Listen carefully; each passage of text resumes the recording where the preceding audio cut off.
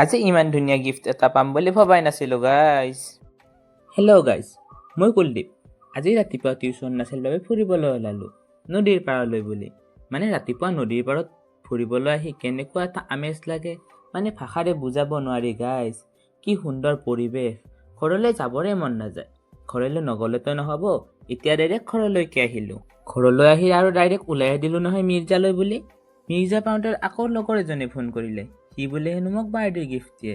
Birthday বাৰু কোনোবা দিনাই গ'ল, এতিয়া বাৰ্থডে গিফ্টটো লৈ কম্পিউটাৰ ক্লাছলৈ ল'লোঁ। মানে মিৰ্জালৈ অহাৰ কাৰণেই হৈছে কম্পিউটাৰ ক্লাছ কৰিব আহিছিলোঁ। এতিয়া দীপা হেনো মোৰ বাৰ্থডে গিফ্টটো চাই, সেইবাবে কম্পিউটাৰ ক্লাছতে আনবক্সিং কৰি দিলোঁ। জানেনে গাইজ, সি নিজ হাতেৰে মোক আঁকিছে। আপোনালোকক ঘৰত গৈ ভালদৰে দেখুৱাই আছোঁ। এতিয়া কম্পিউটাৰ ক্লাছ কৰি আহি ডাইৰেক্ট ঘৰ পালোঁ। চাওক গাইজ, কিমান ধুনীয়া হৈছে। সি মোক নিজ হাতেৰে আঁকিছে। বহুত বহুত ধন্যবাদ নিপুল।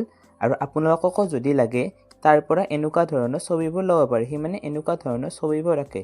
তো আজিলৈ বাই বাই।